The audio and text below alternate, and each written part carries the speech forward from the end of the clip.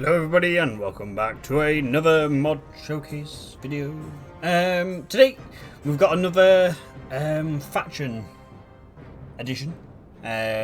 Similar to what the Dawn of an Empire mod was, but this one is going to be Samurai. We'll get into all that once we actually get into doing the actual mod showcase. A couple of things I want to quickly point out. First of all, thank you for all the support. We are so close to 1,000 subs. I think we've earned like 150 subs in the past month, which is incredible. So truly, thank you so much. That is insane. Secondly, I am setting up Patreon, so if that is something you would like to consider, you don't have to. Once I get memberships on YouTube, the memberships will be set up at the same rate or same price, should we say, as what patrons will. So patrons will be more for supporting videos, and memberships will be more for supporting streams. So if Patreon is something you wouldn't mind considering, it's all down in the description. As little as £1 a month. There is different rates, and also you will get some new Discord titles if you're in the Discord. If you'd like to join the Discord as well, that will be in the description. So by all means do come join in with the boys. The final thing is I will be streaming as soon as this video goes live. I will be streaming Bannerlord over on YouTube as well. So by all means, you can come in. You're more than welcome to come in, chill. We're currently working our way through quite a big compilation of mods right now. So yeah, you're more than welcome to come hang out with us and the boys, see what's going on, see how we're doing. We're not doing too bad, but hopefully we'll be joining in a kingdom pretty soon. I hope. But without further ado, if you haven't already, please do leave a like, subscribe if you haven't already, share it out with your friends, get these mods known to the wider public, and yeah, let's get into the mod. Okay, so here we are. We've loaded in to my little sneaky save file. Now, first thing I want to say about this mod is that there are different variations of this mod. So this mod is the Tetsojin mod. There's different mods out there which adds different things. So for example, there's one mod which just adds the weapons and armor, and I believe if you were to get that mod, they spawn over here in the Imperial lands. There's another mod which makes you the ruler of these of the samurai boys, of the Japanese boys over here, and then there's another mod which just kind of adds them in and makes them function like just a normal faction, just like any other faction. So really depending on what you want, they all work the same in their own little way. For example, the ones which just adds the weapons and armors, like that, it works just the same as if the weapon and armors in this mod, and just the same in the weapon and armors in the mod as if you was to be the leader. Like nothing really changes. It really just depends on how much you actually want added. If you don't want this whole entire faction over here, that's fine. Then you can obviously just do the weapons and armors. If you wanted to be the ruler straight off the bat, again, that's fine. There is a mod for that. So it really comes down to what you want. I will be covering what I would say is the most generalized version, which is just it adds everything in. You're not anyone special, just like you would be if you started a new game normally. I think this is the best way to cover the mod as a whole. One thing to take into account: it does obviously spawn down in the bottom right over here. So the last mod I covered, or at least one of the last mods I covered with the Horosha mod, the Chinese mod, they spawn down here as well. These mods will not work together. Likewise, Cal Radio Expanded, as you can see, I don't have all the additional cities and stuff. That mod will not work. I don't even have the Valkyries enabled at the moment, as I don't think they work. So this mod is very much if you want a very generalized vanilla experience with a couple of Japanese additions thrown in there. If that's what you want, out of the game, then this is the mod for you. So without further ado, let's have a look at the Tetsojin mods, mod and cities and stuff. So straight off the bat, we have obviously the Tetsojin kingdom. It is run by Hanzo, who is the complete and utter leader of all the Japanese clans down here, all the Tetsojin clans. As you can see, it is actually quite a big kingdom. It's definitely one to rival the other kingdoms. It's not necessarily lackluster. Like for example, the Valkyrie clan. The Valkyrie clan only has 3 clans. This one has 1, 2, 3, 4, 5, 6, 7, 8, 9. So definitely not as strong as some of the other clans. But I mean, to be fair, let's have a look at, for example, Azari. Nope, yep, it's exactly as strong. The clans themselves, however, is where it's going to be lackluster. So there's only 2 members in this one. 4 in that one. 4 in that one. One of them's dead. 3 in that one. 3 in that one. 3 in that one. 3 in that one. 3 in that one, including a baby, and then 3 in that one. So the clan size is large, but the family members within each clans, each one of the clans is pretty small. However, again, if you've got birth and aging on, this will obviously get larger and bigger. They will have more babies. The babies, for example, in the Netsu clan, he'll grow up, or she'll grow up. And so yeah, they'll just keep on expanding. So that is the Tetsojin faction. Let's have a look at their lands now. So obviously, as you can see over here in the bottom right, they've got 4 major cities. They've got Kaioten, Akusan, Hiroshi, and Kunosaki. Obviously accompanied by some castles and some villages, making quite nice use of the land down bottom right here. Very similar to the Huxia mod. They also used quite a lot of the land down here. They kind of came out over here though. They added a couple cities and stuff over here, whereas the Tetsojin mod is focusing a lot more in the bottom right corner. Obviously this part of the game isn't really viable for default users. You're not really meant to be out here, so this mod, well, at least the landscape over here is quite barren. Wouldn't surprise me if they add more over here, or if there's a mod down the line which will at least expand and decorate the outskirts a little bit more, which would be quite nice. You know, just having a couple of trees out, something. You know, little bit of this, little bit of that everywhere. But not too bad. Obviously, we've got a bridge over here, so a really nice place for the Tetsujin boys. Let's have a look at the mercenaries now. The mercenaries are quite interesting.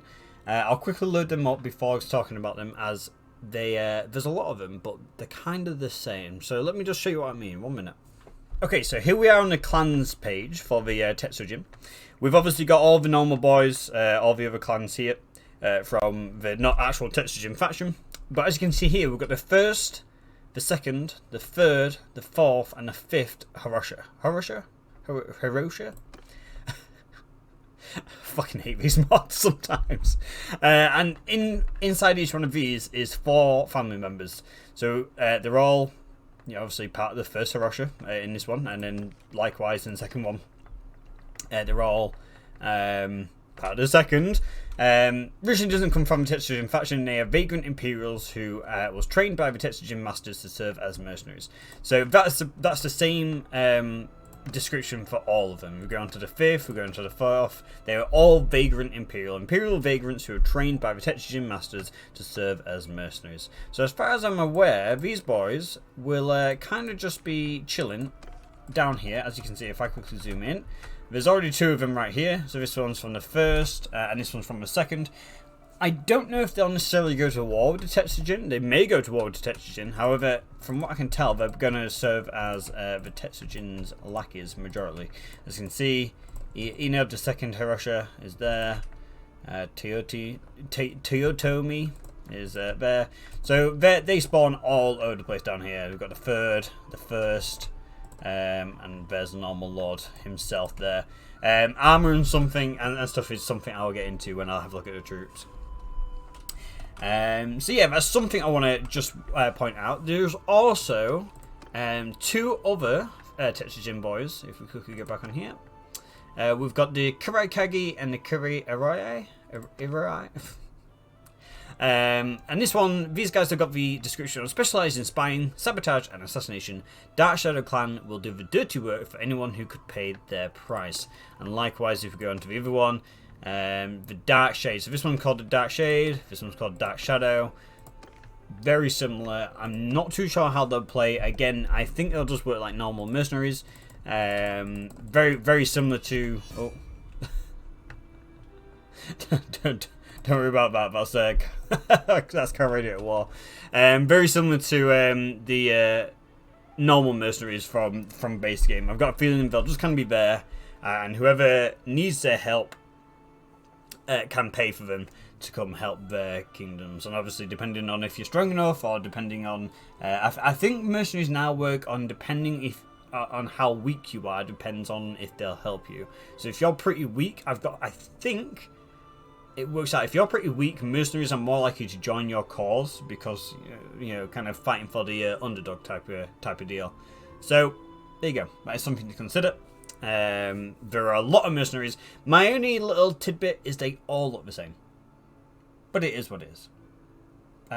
Like literally, there's not really much difference here between all the different clans, but it's cool nonetheless. There's lots of mercenaries. Some of these clans, some of these factions, sorry, which I covered, don't even have mercenaries. So having these mercenaries is pretty nice. So with that out of mind, or covered, let's head on over to the Tetsojin units. Let's have a look at some of the naughty boys they add in this mod, and some of the cool armors they do also give us to use. So let's have a look. Okay, so having just covered the mercenaries, I think it's only fair that we cover their units first. Starting off with the Horosha units. They obviously these are the bulk of what the Tetsojin mercenaries have. Now they will recruit obviously other boys as well. They won't only just recruit the Horosha units. However, they will be focusing a lot on different units like this. So to begin with, they start off with a Horosha recruit who's going to have some pretty okay armor. It's not too good. Obviously, the leather Jingasa. Oh god, I do apologise for my butchering. Only gives you 10 head armor, so nothing too crazy. Body armor, Tetsojin leather armor is not too bad. Something you definitely would see for a recruit level. Boy, he does have a Famaskeen steel shakuto, which is a nice two-handed sword. Not too bad. It's going to give you 81 swing damage, which is actually really good. Thrust damage 65, so it does a lot of damage, but obviously his main issue is not going to have any protection. He's not going to have a shield, he's got no javelins, he's got no range, so he's going to literally just be reliant on his two-handed sword. So he's going to do damage, but he may get killed before he even gets into combat. It is the main issue with this boy. Moving on down from the recruit into the Horosha Spearman, we've got a boy with a nice long spear, Tetsojin long spear, a wicker shield, and a light katana. Now the katana is a two-handed sword, which is very nice, obviously keeping in theme with the Japanese. He also does have a shield and a polearm as well. Now the polearm actually does give you a little bit of swing damage, so not too bad. Thrust damage 42, again nothing too crazy. This boy thankfully is going to be good. Well, he's going to be good at stunning cav with this. He's going to be good at stunning cav. He's got a shield to protect himself against range, so that's good as well. And obviously once the enemies get past his polearm, he'll be able to swap over to his light katana and start slashing people to bits, which is very nice. Armor again upgrading a little bit. It's getting nice shoulder pads there. Nice, bit better overall, I believe. Yeah, armor, the hand gauntlets and the foot armor is a little bit better. Head's still the same though, but it is what it is. So yeah, nice little upgrade from a recruit. Heading down into the Kanabo warrior in the Horosha Kanabo warrior. He has actually now lost his shield and his spear. However, his armor has upgraded drastically. Obviously, he's now got, instead of a wooden one, or a leather one, as I think it actually was, he's now got an iron jingasa. Oh my god, I do apologise. Going from 10 head armor to 25, which is quite the upgrade. Again, everything's now turning into plate, so he's going to be quite the sturdy boy. Unfortunately, losing the shield, so again, he's going to lack that protection from range. But he does now have an iron kanabo, which is a one-handed mace of all things. It does actually look like it's quite a long weapon. How much reach has it got? Can't tell, which is a shame. Oh no, it's a two-handed mace. That's so strange. Okay, no, okay. So there it says a one-handed weapon, but beneath it's a two-handed mace. So I believe it's a two-handed. No, it's a one-handed. I'm so confused. I don't know which one this is because looking at it, it looks quite big. and it's kind of telling me both, so I'm not too sure. Swing damage is 134, which is incredible. It looks like he's holding it with both hands there, so I'm going to say two-handed. It says one-handed weapon, but a two-handed mace. That's fine. I'm going to say two-handed. It's a two-handed weight. It's a two-handed mace. 134 swing damage, which is really good, in fact. That's going to kill a lot of people just outright. And it's a mace, so it's going to do knockout damage as well. So you're going to be taking a lot of prisoners with the Iron Kanabo, or at least with the Kanabo warriors running around, which is pretty good. Not too bad. All right, let's move on. Move on to the next tree. Okay, so after doing a little bit of a snooping around, there doesn't seem to be any more mercenary factions, so I've actually found one of the Clans of Shadow or Clans of Shade, the mercenary factions of them. They actually just use Tetsojin units just like this, so don't worry about it, not missing any units. We'll just go straight to the baseline of the Tetsojin units here. Obviously, they do have a noble tree, as well as the baseline, and there are also some bandits and a little bit of a bandit tree as well, so I'll cover them as well after I cover the normal baseline of these boys. So starting off with the Tetsojin recruit, we can go down the right hand side into the Tetsojin archer, into the trained archer, into the longbowman. Again, by the time it gets down to longbowman, I love this, by the way. I love this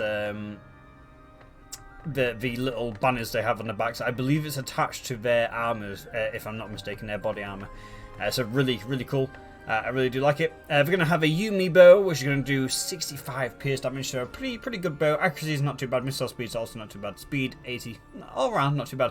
2-point arrows, which are going to be 100% accuracy, with 3 pierce damage and 60 total arrows, being 30 each, which is a really good amount of arrows. So these boys are going to be able to shoot for quite some time, as well as a two-handed light katana. So all around, not a bad archer. Now to specialise, they can then go into a veteran longbowman, which is just going to get even better. Really nice looking Japanese themed armour here. A really cool helmet. I'm loving that. Again, nothing too crazy. They do have 2 different types of arrows here. Again, 60 arrows in total, but these ones are the 2-point arrows from before. The wide arrows actually deliver 3 cut instead of 3 pierce. So bit of a difference, but there you go. They do have 2 different types of arrows. Yumi bows again, and the fine steel katana. So I believe a little bit of an upgrade, yeah, from the previous katana, but still a katana nonetheless, and the armor is still looking as lovely as ever. However, if an archer is not what you are wanting, you can then go into a mounted archer instead, which is going to have, by the looks of it, again, it's a shame that you can't actually see the horse and what kind of horse it is and what kind of armor it is, but by the looks of it, it's a pretty tanky horse. It's not going to go down quick, so not too bad. Again, the Yumi bow, so it's actually going to be a longbow cavalry, which you don't see much of, so that's kind of cool. Again, 2 different types of arrows and the fine steel katana. So from what I can see, these are the exact same, but with the difference of this guy being on a horse. So there you go. That is going to give you a bit of a choice on what you want. Do you want cavalry horse archers? Cavalry horse archers? Cavalry archers? Or do you want normal archers, just ground archers? So that's going to give you a bit of a choice, bit of a decision to make there. Going down the left hand side, we've got the Tetsojin footman. We'll keep down the right theme here. Going into the spearman, into the trained spearman. By the looks of it, spearman is very similar to the Horosha spearman. Into the trained spearman. Here we can then go into the other cavalry choice, which is a Tetsojin heavy cavalry. Again, looking really nice. He's going to have a fine steel long yari, which is going to give no swing damage, but 85 thrust damage, which is a real nice amount of thrust damage there. As well as a Tetsojin long shield, and again, I like katana. A lot of these units are going to be using light katanas. Armor is as good as ever. Armor's looking really nice again with the nice banner on the back. Horse again is quite heavily armored, so not going to be going down too easily. So this is going to be your nice shock cavalry option if that is what you want with the Tetsojin. If cavalry is not your gig, you can then go down into the veteran spearman, which is going to give you a naginata, right? Naginata, as well as a fine steel short yari. So this one's going to do 164 swing damage, which is insane. 164. Oh my god, 164 swing damage. It's gonna kill pretty much anything, and if he can get a clean hit on, as in if the enemy's not too close, or if he's not got like really bad momentum, if he's got pretty decent momentum, that swing damage is gonna be able to kill most things one shot. Again, it's a shame that I can't really see the range. This is kind of a weird one for him because he's got two pole arms. He doesn't need this one. He just needs this one, the Naginata. This one could easily be swapped out for javelins, a one-handed sword, a two-handed sword, or a shield or something. Doesn't really need both, but still, I'm hoping the AI will choose this over this, just because of the damage output. That is going to be insane. If they use the Naginata over over the Yari, Naginata over the Yari, it'd be very, very nice indeed. So there we go. That is the spearman, veteran spearman option down the right hand side of the infantry line, or what would turn into your shock cavalry. Going down the left hand side, we've got the Tetsojin trained footman into what is called a... I was going to go down this line. Let's keep to the right. Into a shield warrior, and finally into a Tetsojin vanguard. So again, really nice armor, looking pretty dapper. He's got a throwing spear, triangular throwing spear, which is pretty nice to see. Hopefully doing quite well. I mean, it does a lot of damage. 41 thrust damage. That should be pretty good damage if he was to throw it. He also has an iron Tetsubo, as well as a Tetsojin long shield. So he's going to be able to throw that boy if he does please himself to do so. And then he's going to be able to swap over to your, a one-handed mace, as well as a shield, which is really good. So this is going to be your, instead of being completely defenseless and vulnerable to range, he's going to actually have a shield and not be vulnerable to range. So down here you've got your spearman option, you've got your one-handed and shielded option, and then down this side I'm going to guess is going to be your two-handed option. So going down the left hand side here, we've got the Tetsujin sword warrior into the sword master. I stand corrected. Okay. I can see what I'm doing here. So here, again, very similar to armor to all the rest. He's actually going to have a fine steel Nagamaki, which is a two-handed polearm, 122 swing damage. However, as you can see, it's nowhere near as long as these weapons. So this is going to be your it's effectively your two-handed units. Obviously, over here we've got the Naginata, which is extremely long in comparison. So this is going to be the kind of boy to get kills at a bit of a distance away from him. The Swordmaster here is going to be killing boys much closer. It's really not as long as the Naginata. 122 swing damage, again, is really pretty decent. It's all around not too bad. So yeah, it's a nice little infantry choice. Again, it's gonna allow you to get exactly what you want. You've got a ranged, you've got a mounted range, you've got shock cav, you've got spear infantry, one-handed infantry with shield, or two-handed, what effectively would be your two-handed infantry. So a nice variety of choices for you there. All round pretty decent. The armor, 43 head armor, that's nothing to laugh at. Shoulders 17 and 9. Body armor 57, 16 and 20 again. All pretty decent. Gauntlets is 15. Again, leg armor 19. And bear in mind, all these will be very similar in what they wear and what they've got on. Yeah, it's pretty decent all round. There's nothing really to sit and giggle at here. They're all pretty good, and they will all look after themselves. I do like how the archers do have different helmets. They're pretty cool. I do like them in comparison to the other ones. I mean, they're cool nonetheless. It all looks really good, but yeah, it's quite nice to see. So let's have a look at their noble tree, as I do believe they do have noble trees. So let's have a look at that, and then we'll show off the bandits as the last thing we need to do. So let's have a look at the nobles. Okay, so I didn't realise at first the two factions, the little mercenary factions, they do actually have their own units, and these are them. So there's two mercenary clans, the Shadow Clan and the Shade Clan, I believe they were called.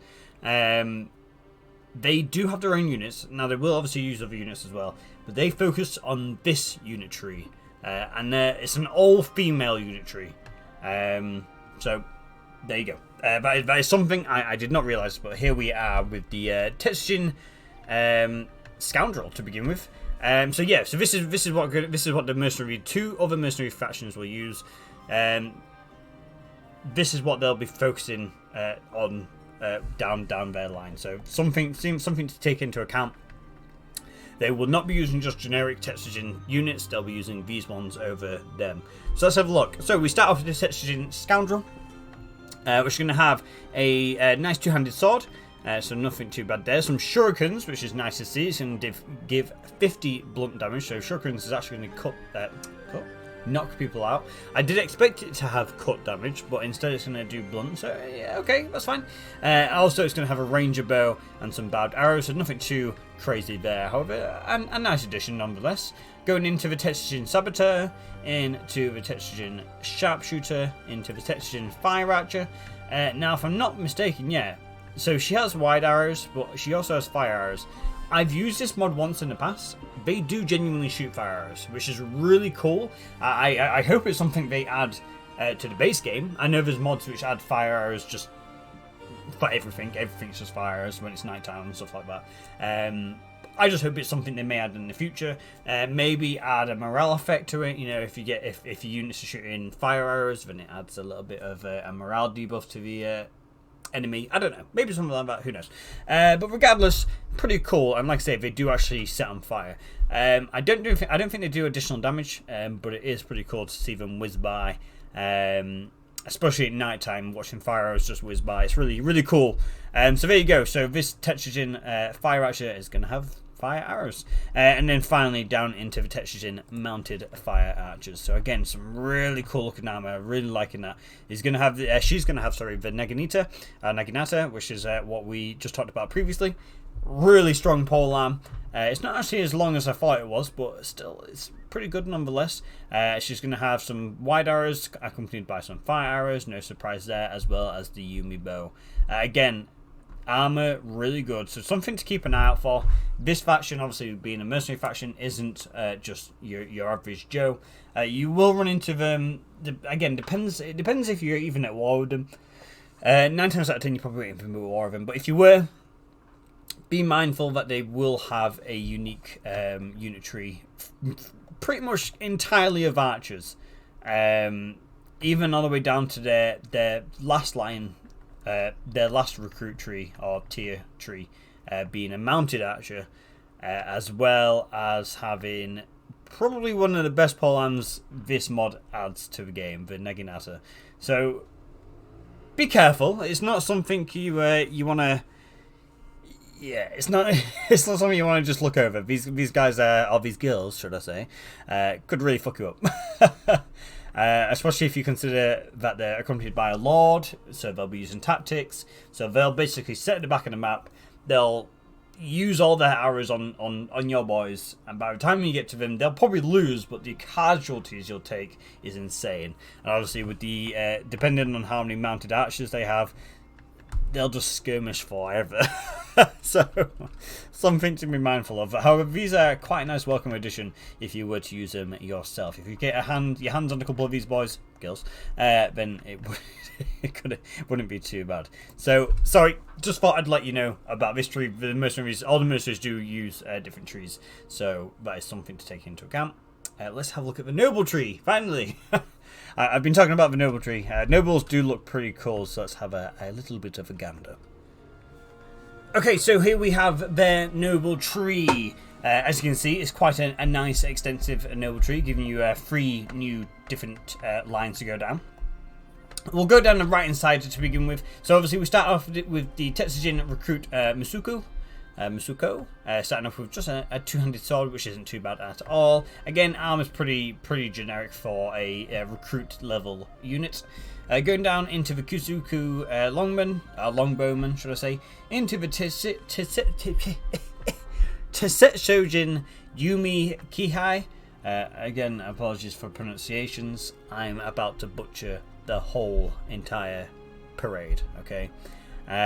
Which is going to be a nice horse archer variant, going down into the Omoi Yumi Kihai, into finally the Tetsojin Kizoku horse archer. So again, really nice armor. I'm really liking this. I was actually give 50 head armor, 60 body armor. That's not too bad at all. Oh, damn! It's going to be complete with the Yumi bow, some 2-point arrows, some wide arrows, and an iron kanabo. So very similar, extremely similar to the previous horse archer option. However, here you're going to have incredibly better fitted armor in this variant. The armor is going to be the main decider here. It wouldn't surprise me if the horse is actually a little bit better. The bow's the same, the arrows I believe is the same, I believe the weapon's the same. The horse may be better, but it's mainly going to be the armor. The armor is going to be the main difference here for the noble tree in comparison to the normal Tetsojin units. Going down the left hand side, we have the Kazuka warrior, where we can then go down into the Kanabo warrior, into the Kanabo master, and then finally into the Oni. Really nice looking boy. He's got a 2-handed mace, accompanied by 3 lots of throwing axes. Yep, so he's going to have 12 throwing axes. Again, really nice helmet, 50 head armor. Again, the main problem with this boy, no protection, really. No kind of shield or anything like that. However, with armor like this, I don't think he's going to give 2 shits. I genuinely don't think he's going to care. He's gonna sit there. He's gonna take it like a man. He's gonna unleash his heavy load of throwing axes, and then he's gonna switch to his mace and just knock people unconscious, which is a very nice little noble tree option there. Going down, if you wanted more cavalry, more so than infantry, as obviously the Tetsojin gives a lot of infantry as is. Doesn't really give much cavalry. This is a nice choice for you. So going down the left hand side, we've got the Tetsojin Kai Kihei. Oh god, I'm so sorry. Going down into the Tetsojin Ju Kihei. I'm pronouncing it differently every time I say this fucking word. Kihei. Yep, that's one. Tetsojin Kizuku cavalry is the final option. I'm about to get called out on my shenanigans for not being able to pronounce words. I do apologise. I struggle to pronounce English words, let alone a different language. So there we go. The final option here, in comparison to what the normal Tetsojin units would be using, which is shock cavalry. Obviously, the normal Tetsojin cavalry have pole arms and spears and stuff like that. The Kazuka cavalry is going to be your main heavy hitters for your cavalry. So instead of pushing through the enemy, getting a kill in advancement, getting a kill, running through and cycle charging, what these boys are going to be doing better at is actually staying there, taking a bit of a beating. As you can see, their armor is going to be massively upgraded. All Lord variants of armor, so really nice in general.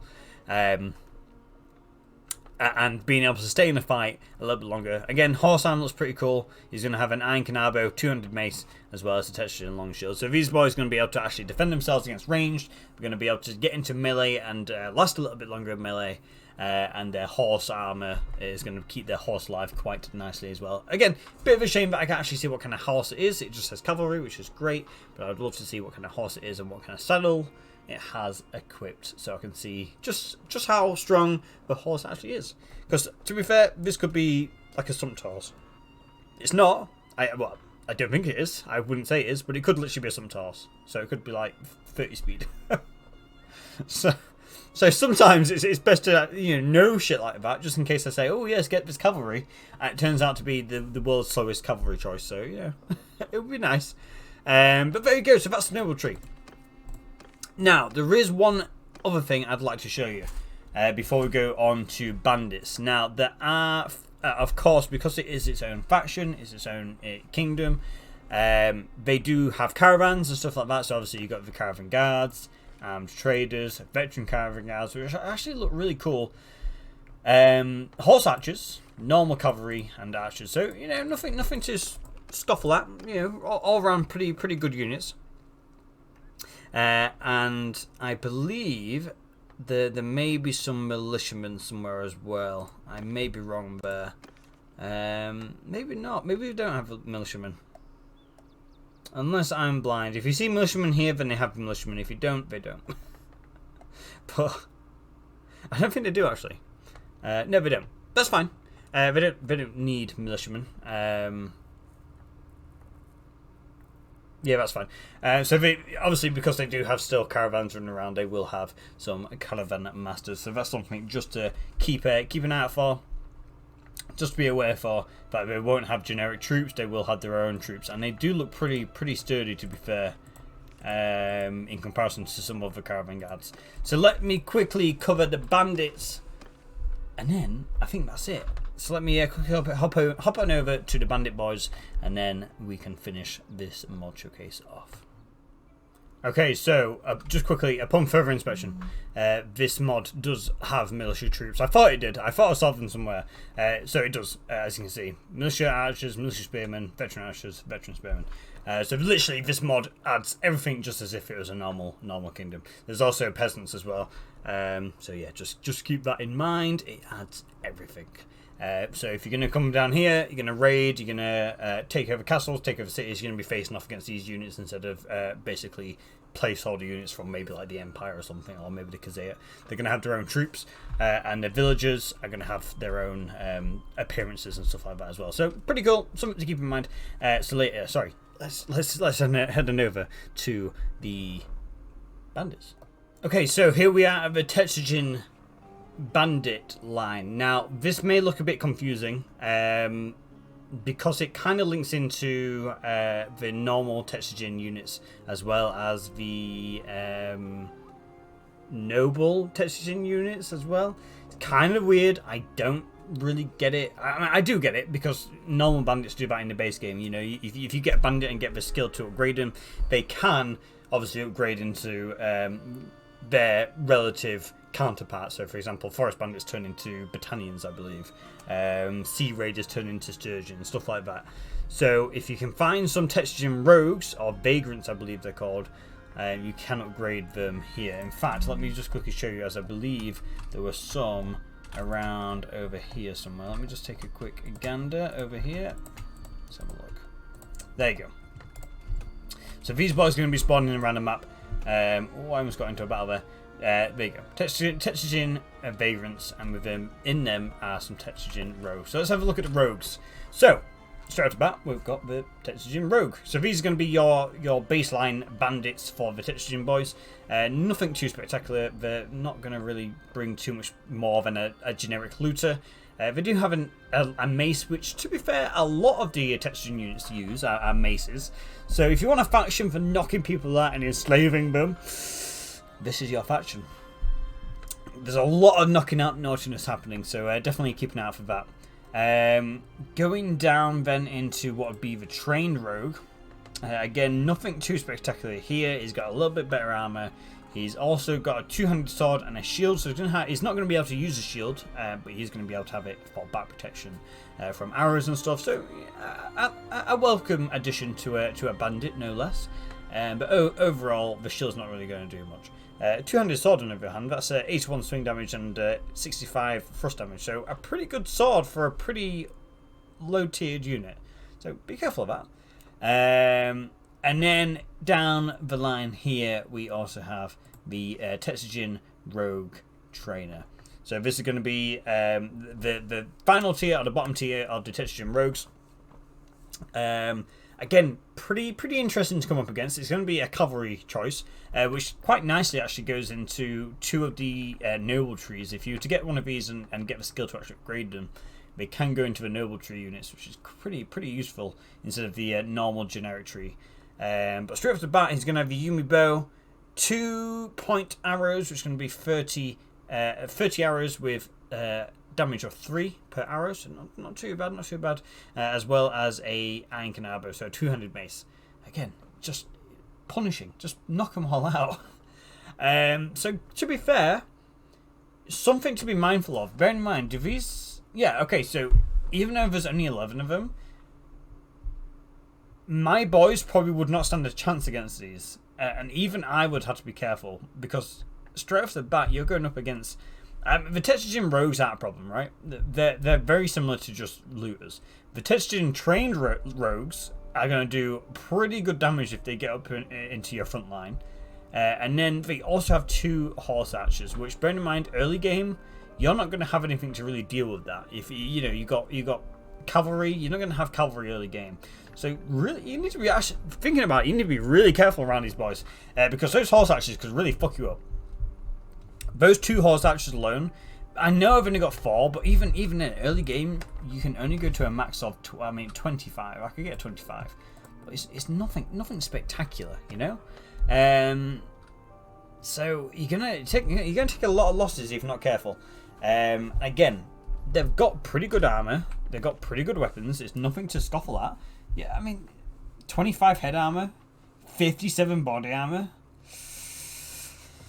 Yeah, I mean, it's pretty good. It's pretty good for a bandit, all things considered. So, you know, if this is something you're interested in, if this is something you want, you know, definitely be careful of these boys. They will fucking ruin your day. But there we go. That is the end of the Tetsojin mod. A nice addition to the southeast down here. Unfortunately, like I say, you're really going to have to start picking and choosing. A lot of the mods I've covered in the past all work together, which is lovely. You can put them all together. I've done multiple videos on, well, I mean, I've covered loads of different mods, so by all means go check them out. I've also done a video where I've shown you how I've installed mods and stuff like that, so go check that out if you need some help. Most of the mods do work together. I tend to say if the mods will not work together, this is going to be one of those ones. It works with a lot of the mods, but obviously, like I've already said, Valkyrie mod, I haven't even tried. I don't think it will work. Cal Radio Expanded, it won't work. Shattered Kingdoms, it won't work. Huxia mod, it won't work. So this is gonna be getting to the point now where you need to choose what you want. Okay, if you want Japanese themed playthrough, this is the mod. If you want a Chinese themed playthrough, this isn't the mod. So it really comes down to what you want. But yeah, so there we go. That is the Tetsojin mod. Again, let's get formalities out of the way. If you have enjoyed this little mod showcase, please do not forget to leave me a like, subscribe if you haven't already, shout out to your friends, let everyone know about this mod, get the mod known, as well as all my mod showcases. By all means, check them out, get them spread around the universe, let people know about them, as it really does help increase the enjoyment of playing Bannerlord. Bannerlord is a great game, but adding mods which enhance the vanilla experience only makes it a little bit better. Again, as I mentioned at the beginning, I do have a Patreon. Links down below. You can become a Patreon for as little as £1 a month. It's really not that much money, and it would mean the world to me. Patrons, depending on what level you get, will have their own unique Discord title in Discord. So, for example, if you even the £1 Patreon members, you'll have your unique title in Discord. So that is something you can get your hands on if that is something you are interested in. Again, Patreon is there for the counterpart of what memberships will be. Once I hit 1,000 subs, my memberships will be there for live streams, as memberships have a lot more benefits for live streams, whereas my Patreon will be more the benefit for my videos and support my videos. So Patreon and memberships, they will have the exact same benefits, they will have the exact same price. They will not, you won't be getting ripped off. People who watch my live streams won't be getting a better deal, or vice versa. Everything's the same. £1 is minimum. I think the maximum is around about £8. You genuinely don't have to do anything. You don't, watching the video, liking it, subscribing, that's enough. But for those who wanted to do a little bit further, if you did want to actually support me in an additional way, then there is that there for you there. Quick reminder, when this goes live, in fact, by the time you've got to the end of this video now, if you are hearing this and it's you've watching it as I've released it, I'll be live right now doing Bannerlord. Not the Tetsojin mod, unfortunately, but a big mod compilation. So by all means, come on in. Drop by, say hello. Discord as well is in the description. But without further ado, thank you very much, everyone, ladies, gentlemen. It's been a pleasure. And I will catch you all, hopefully, in the stream, if not, in the next one. Have a good one. Bye!